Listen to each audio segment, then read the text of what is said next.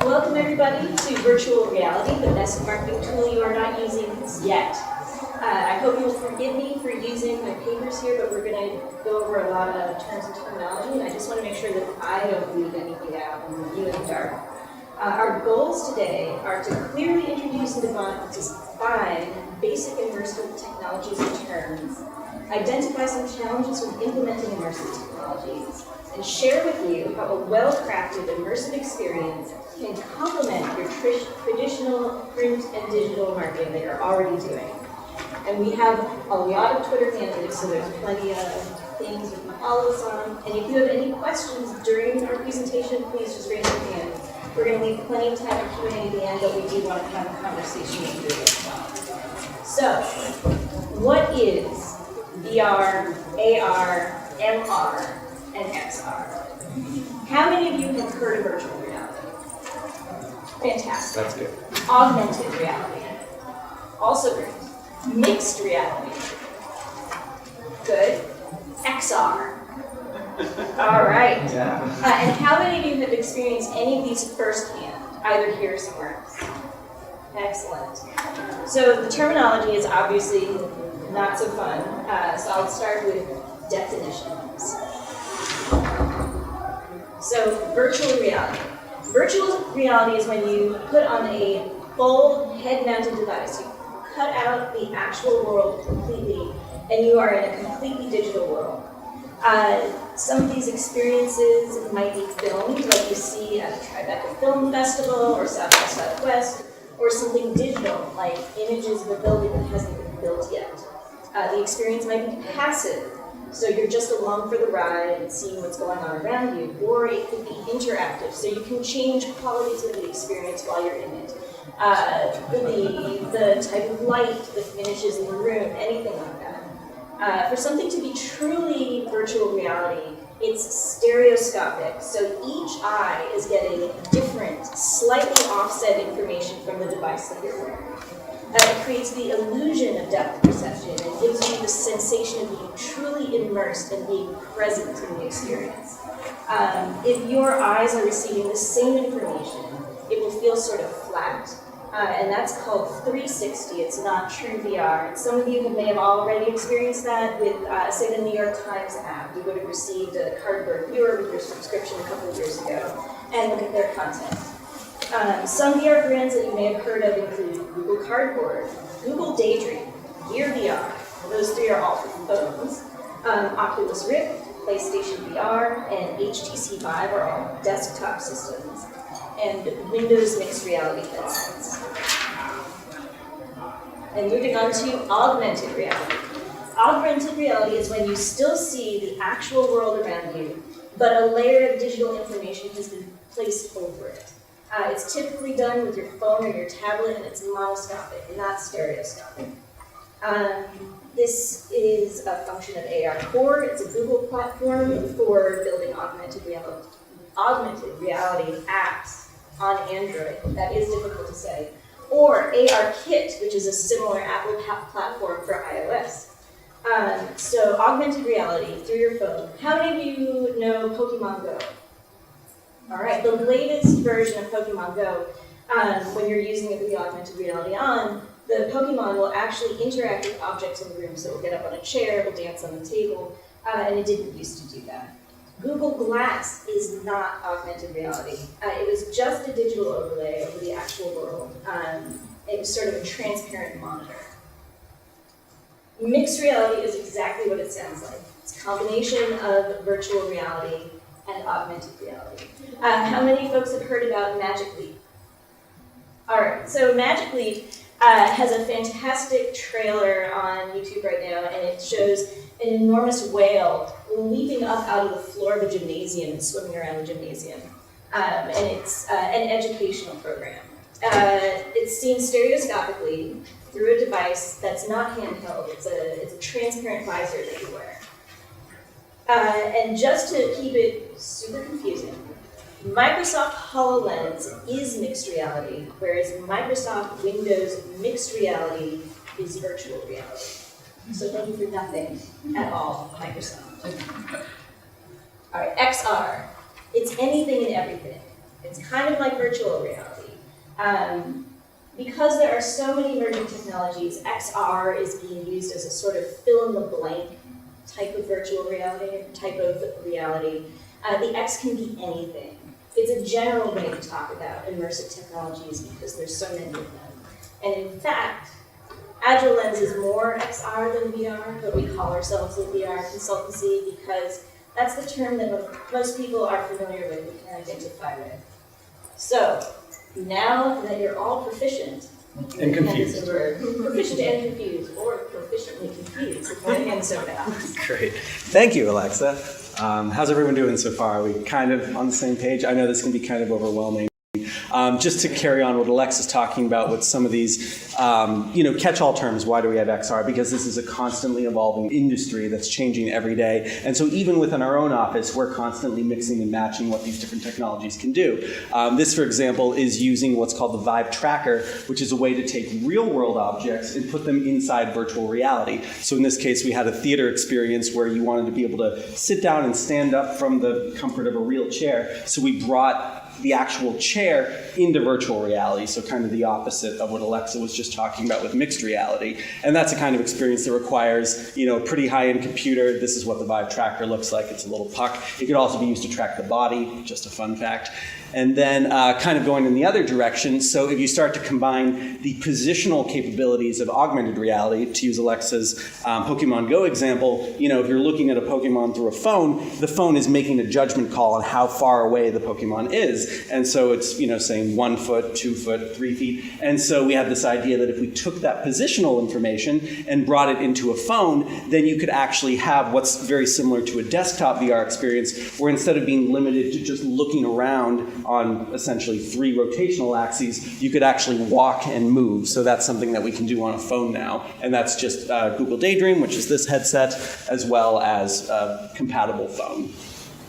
And so then what's the most accessible kind of catch-all experience that I want most of you to be paying attention to, because this is the easiest way to start using this kind of technology at your companies, is traditionally called Web VR or Web AR. And the reason it's called that is because it's browser-based. You're not telling people to download an app. You're saying, go to this link. Maybe it's actually your company's website. And then they are able to have a VR experience if they want.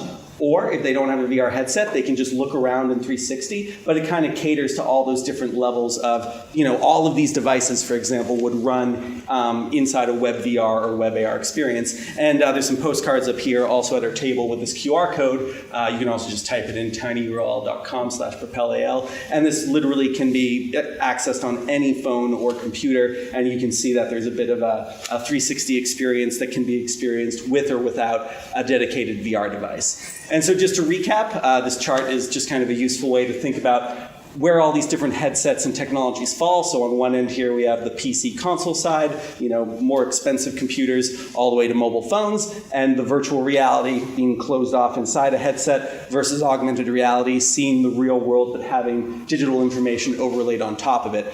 We didn't really talk about this because not many people do it, but if you wanted a desktop PC experience of augmented reality, you can essentially use your webcam. I was doing this for my architecture thesis back in 2009, and that hasn't changed very much. But we have the VR headsets that require a desktop computer. We have the mobile phone headsets, which require a mobile phone. And then we have those mixed reality headsets. And then also just through the comfort of your phone without putting on a headset, you can have that augmented reality experience. That's already becoming more and more prolific in a lot of different apps. So with all that in mind, why should you guys care about it? Well, we're going to talk about a bunch of reasons, but the first one is that this is becoming a progressively more ubiquitous technology. It's disrupting, I hate to use that word, but it is disrupting a lot of different industries. Healthcare and tourism. Iceland had, I think, a 300% increase in tourism when they started releasing these beautiful 360 helicopter videos of flying over their landscapes. Military and law enforcement, training, the list goes on and on. And of course, now, as you'll see in architecture and the AEC industry. The industry is projected by Goldman Sachs to be an $80 billion industry by 2025. So for those who don't, that number just seems very abstract. That's the size of the desktop PC market right now. So you think about computers you have at home, computers you have at your office, that's kind of where this is expected to be headed, where everyone will have some form of this headset. Similarly to how you might have experienced the smartphone revolution. Back in the early 2000s, like some people would have these, wacky touchscreen phones. iPhone introduced that in a really big way. But then after a certain time, it just became commonplace for everyone to have that, both for their professional and personal lives. But specifically for today, we don't want you guys to wait for 2025, I want to talk to you about how this can specifically impact your company and your branding and your company identity. So this first step, help you communicate and your brand and identity, is really intended to help your existing clients and potential future clients understand even better than they already do what your company does and what they could be doing too if you're marketing new services. And this is very much like, let's just extend what you're already doing, very minimal impact on your workflow. Then we'll go into a little bit more advanced, like if you want to start getting some of your designers and employees involved in a bigger way and actually make virtual reality and augmented reality part of your brand and identity. There's some fun things you can do with that as well. And what I want you keeping in mind through all of this is that this really is an extension of what you're already doing. There's very much a misconception that for a company to start adopting some kind of usage of VR, AR, XR, MR, that it's an entirely different workflow, that you're going to have to hire new people, and in most cases that is absolutely not necessary. It's a couple extra steps that are just additional to the work you're already doing. And, I feel like I skipped a slide. Did I miss a slide? Nope, I didn't. Okay, it's coming up then, sorry. And so starting with this notion of communication of brand and identity. So there's a bit of a, I guess you could say, a communication problem in our industry. I don't have the similar statistic for engineering and construction, but 15% of people don't know that architects design buildings. I wish that I knew what they think architects do. That wasn't in the survey. This is some of the other results that came out of it. But you could say that to the average person, or maybe even to people that could potentially be clients of our companies, there is not the best communication of what our companies do. So we could say that that's a challenge. How do we help communicate that better? And so, we all have our traditional tools that we've been using for years. We have our plans and sections and elevations, axonometrics, renderings, all these things that end up in our marketing proposals and RFPs and all that. Then there's the more live demonstrations where maybe you have a fantastic star designer who's drawing and sketching in real time and wowing judges if it's a competition or clients in that kind of way. And now with virtual reality, we have these ways to actually engage people in the space that is being proposed or in the process of being designed, or after the fact, after it's already completed design, where people can walk around and feel at human scale the experience later on. And even at the sketch level, even if you're not talking about materials or lighting or anything like that, it's remarkable how much can be communicated just through moving in a space in that kind of way. And I want to say as a caveat, a lot of the slides you're going to be seeing, 2D does not do these experiences justice. If you haven't yet, I implore you to stop by our booth after this and take a look in VR, because the actual experience inside a headset is absolutely different from what we can convey up here.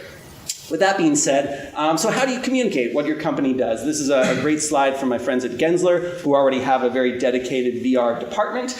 And for our purposes, I think we want to focus primarily on either end of a project. So the concept, the pitch, RFPs, going out for competitions, and then what can happen at the end once a project is done. And so, well, let me talk about that for a second. So at the beginning, when you're doing a pitch, there are all these opportunities where you can either start to add to the packages that you're already sending out, which might have some of those more traditional mediums, where this can actually be an added value, where in addition to looking at the plans and the renderings or the sketches, you can also go inside the experience. But then also that's a chance to show off previous work, for example, in a more immersive way. So especially even for buildings that are constructed, maybe the judges or anyone who's involved in selecting the next architect, engineering, construction firm might not have an opportunity to actually see them, so you can put them in a virtual version of that space, which may be very photorealistic and really make them feel like they've been there. Similarly, that's what can happen at the end when a project is done. A project might be finished, maybe it's not going to be constructed for a few years, maybe you just want to have it as an archival experience to show for many years to come. You can have a very beautiful marketing experience that simulates what the finished project is like. So to start off with, the easiest way for anyone here who's thinking this is totally scary and overwhelming and I really don't think we can do this, why am I sitting here right now? I wanted to stand up and leave 10 minutes ago.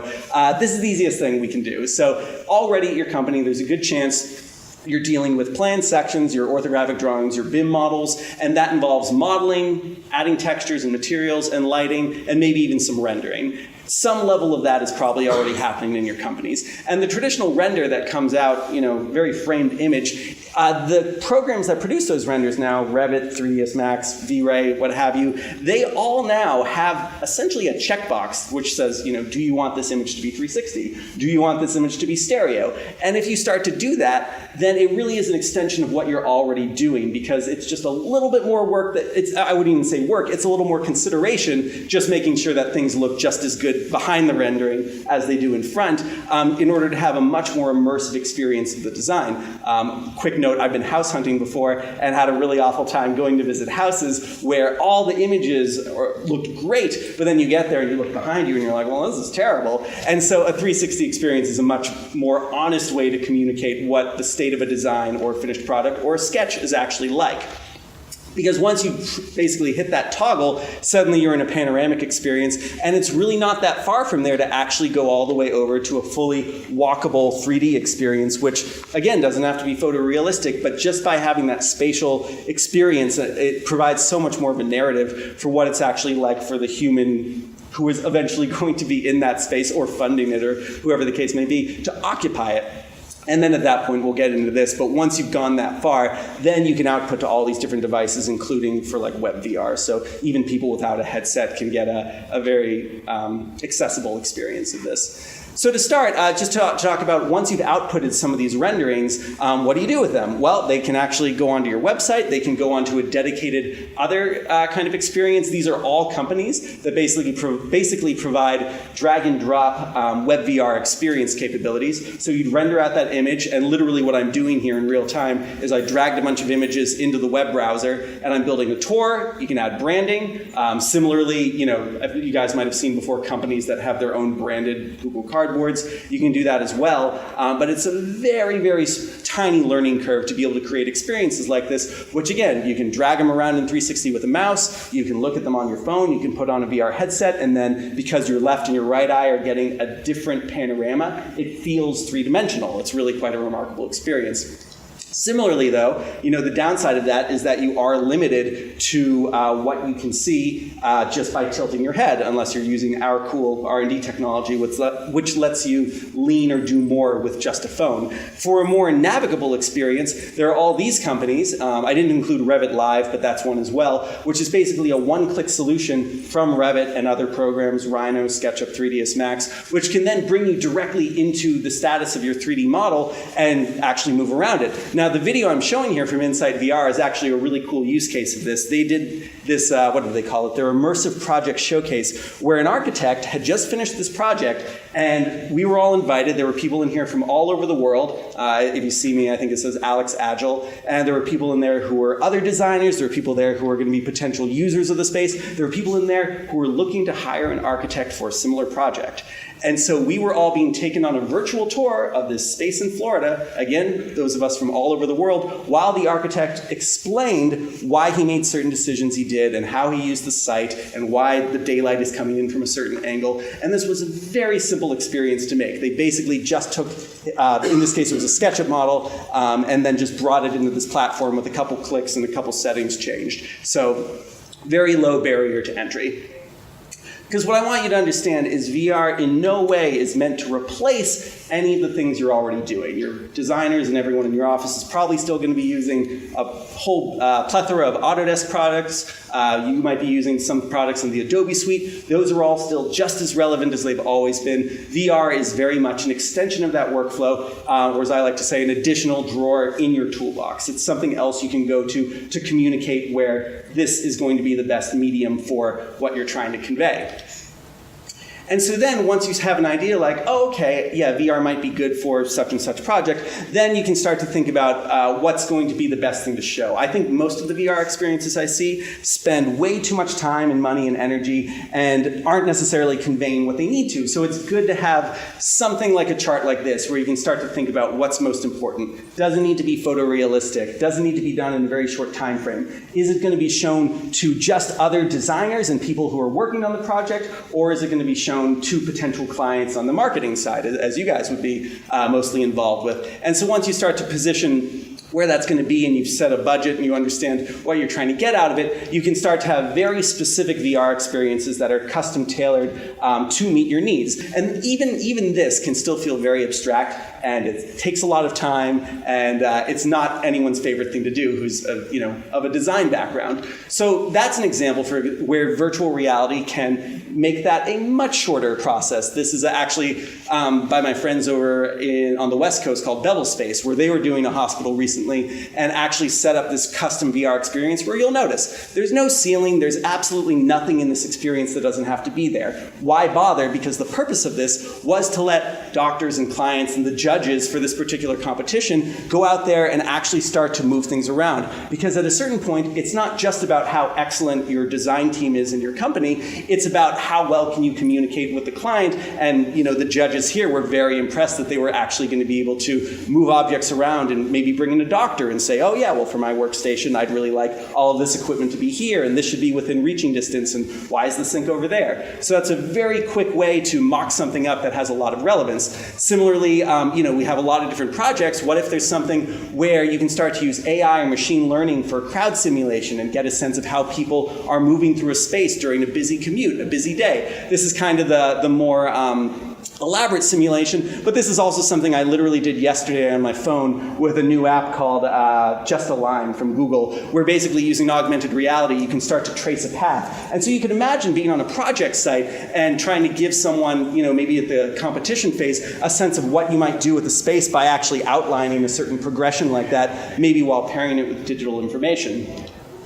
So now we're talking about how kind of that tail end of the marketing spectrum. So if there's a project that's done, it's complete, and you want to showcase it either for your own company's purposes, to win future projects, to show it to potential users of the space. In this case, for the Statue of Liberty Museum, let's see if I can play that video.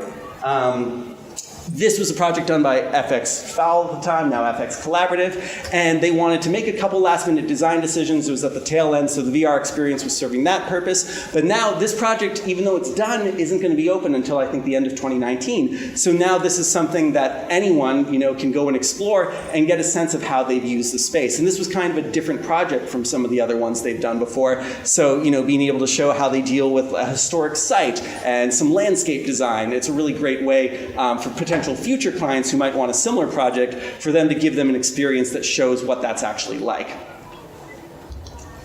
Similarly, if your company has done past projects that, again, may be very far away and not a lot of people have gotten a chance to visit them, or they are projects that were great competition entries that didn't go anywhere, or they're projects that have just fallen by the wayside and you wish something more had been done with them, you could actually, if you wanted to, make the effort to bring that into virtual reality as a showcase of how excellent your company is at designing whatever you do. And we're just hitting on this point again that this is very much an extension of what's already going on in your company. 3D modeling, texturing, lighting, conveying narrative, telling the story of a design. And what that leads into as well is some of these more traditional ways that you might present. So in the same way that you might open up Adobe InDesign or Photoshop and start building a presentation in that way, there are very similar VR tools where you can start to build an immersive presentation that's going to tell a very specific story and go through slides and help convey a sense of space. Whether it's a portfolio where you're cycling from one project to another, or a progression where you're taking someone on a tour through a space from one spot to another. It's kind of hard to see, but basically what I'm doing here is laying out different icons that can be clicked on with little text boxes. So very similar to the 2D tools, but just expanded into 3D space. Similarly, you can do the same thing. That's a web VR experience, but this is a more immersive 3D experience. This is a program called Visible, and there's a lot like it, which is basically like a VR version of PowerPoint. You can have 3D models and audio, and you can have a guided tour, and you can put a bunch of people in this experience and start to have some kind of dialogue about, you know, what your company can do, or show off a lot of different projects you've worked on. For this particular project, I was involved with 12 other people, none of whom I ever met in the real world. We were all in different parts of the country, meeting in VR to discuss what could be done with this project. And similarly, once you reach that point where you're building some kind of VR experience, that's really dark, but what I'm conveying here is that you can still go back to making animations and renderings and some of those more traditional communication tools, because once the VR experience is set up, especially if it's beautiful, it's very easy to go anywhere in it and then start to create these as well. And ultimately, that's going to help you stand out from the competition. If the whatever you're going out for, a competition, an RFP, looking back at clients who maybe you haven't worked with in a long time, showing what you're up to now, all that takes to kind of go that extra step is to maybe start thinking about ways that other members of your company could start to utilize these tools. So this is my 2-year-old doing his thing on a chalkboard, and then he's also gotten quite proficient at drawing in VR. I'll be honest, that's not him drawing, but he totally could be doing that. And so, you know, for anyone, if you have anyone in your office, for example, who is a really excellent sketcher or draftsman, if they wanted to take a little bit of time, and I'd be happy to train them, how to draw in VR, it's a really fantastic way to start to communicate their design intent, which turns into an excellent marketing tool. From a flat sketchbook where you're trying to say, like, yeah, there's a hallway here, and people will walk down it, and they'll open up into this big, beautiful courtyard. Describing that is never going to be the same as actually letting someone walk through it, even if it's just lines. Yes? Can you do that in real time with a client? You sure can. Is there someone else? I thought I saw another hand. Yes? Did you mention the program that you use for that? For this is Tilt Brush, and I'll actually give you a chart at the end of this presentation that goes through a bunch of different programs that do this in different ways. And also, spoiler alert, these are all very cheap. This is not like a big expense for your company. Tilt Brush costs a grand total of a one-time fee of $30. $20 when it's on sale. So, you know, these are mostly being used by artists and students right now. So the design potential of it has not really been exploited yet.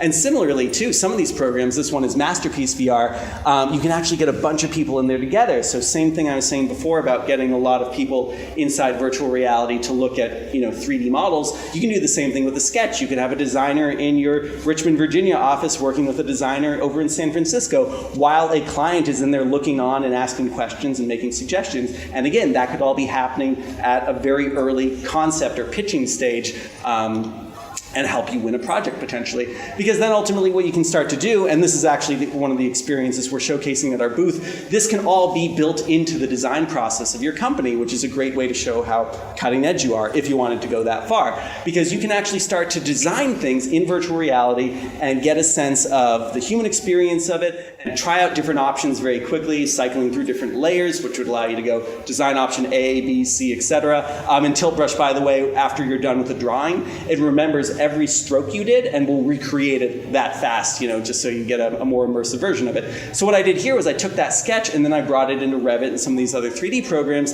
and then was able to create a full experience that, you know, allows you to look at a lot of different aspects of the design process, as well as see, you know, where the initial ideas came from. So it's a great way to talk about how your company works.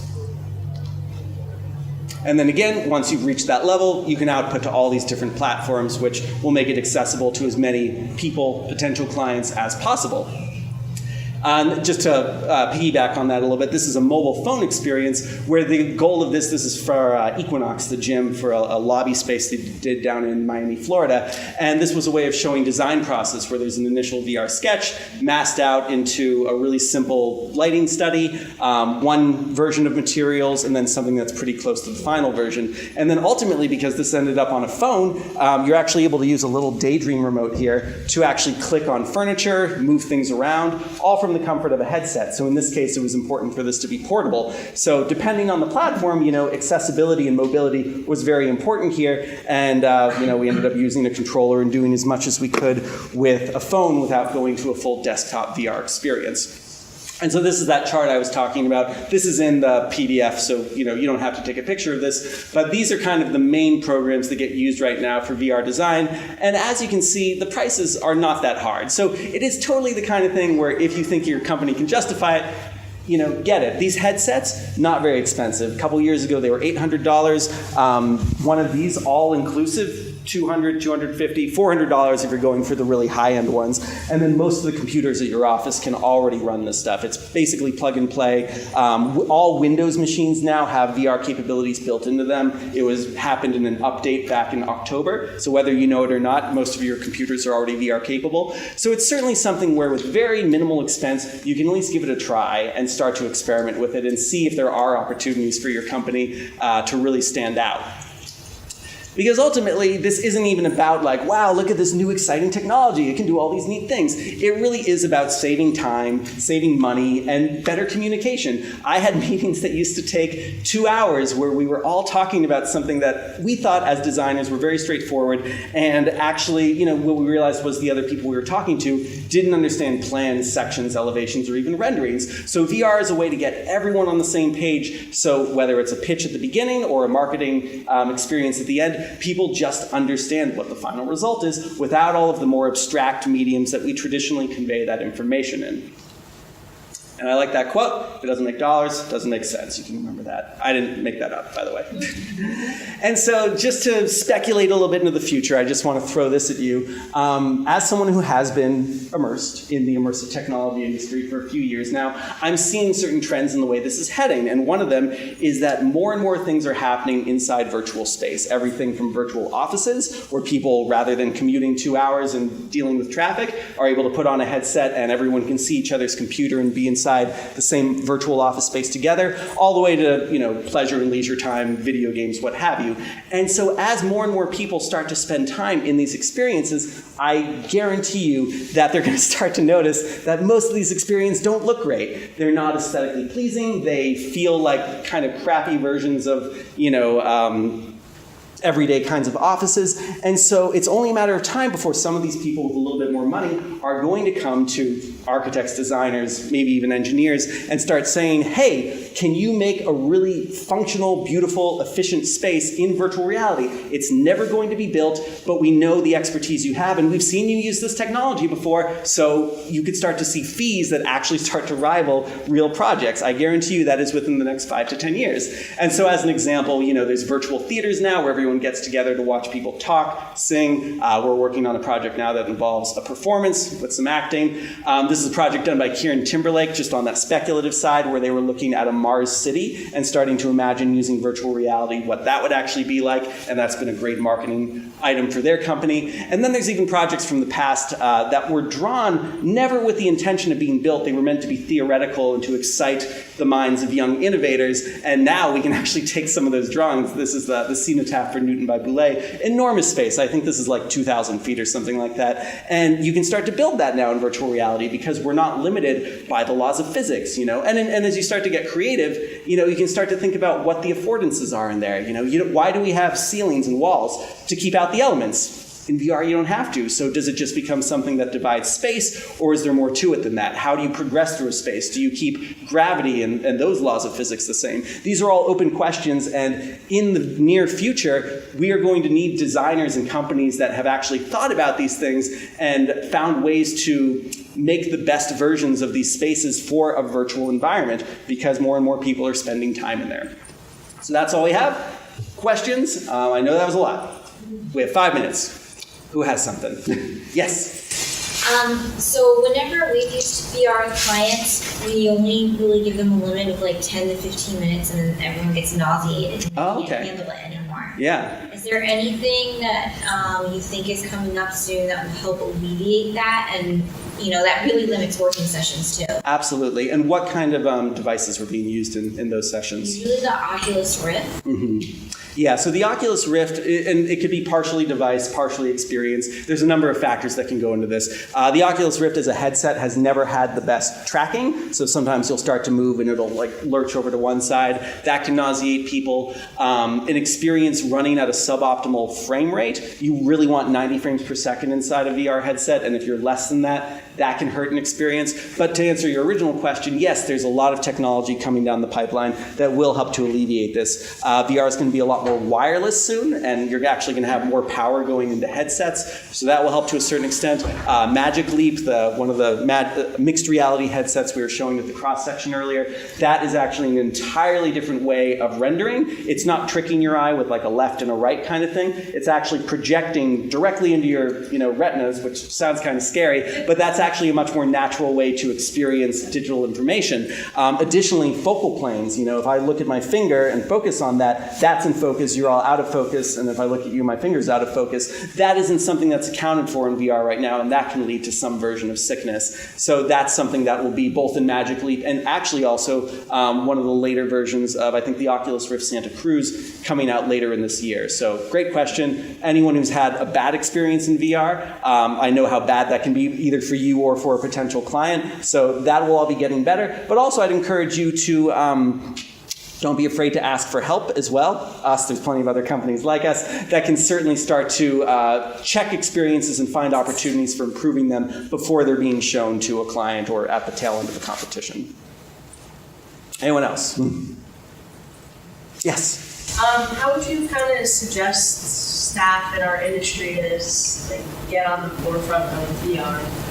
Yeah, I think the easiest place to start is definitely with renderings, 360 renderings, finding that checkbox in whatever application you might be using, finding a designer at your company who's really gung-ho about trying something new like this. But I really don't want to tell anyone that you need to hire new people. Like, a lot of this really is kind of a couple extra steps from what you're already doing. The other great thing about the virtual reality community is it's very open source. So YouTube, forums, some of these game engines like Unity and Unreal, there's a ton of tutorials. So you don't need to pay whatever $5,000 to go to a specialized session in this stuff. There's a lot of kind of quick start ways to start to dive into this and see what maybe is working and what isn't and feel your way around it. Do you have recommended resources? Recommended resources would literally be Googling things like VR tutorial, things like that. And actually, I can say even if you search my name, I've written some articles for like best practices for web VR experiences. I've got a course that's like $10 or whatever that takes you through building your first VR experience. And most of this software is free. It's not a big investment from your company. The game engines like Unity and Unreal Engine, those are free to download. Autodesk 3ds Max Interactive, for any of your companies that already have 3ds Max, that's a free piece of software that maybe you didn't know you have, which has a lot of VR capabilities in it.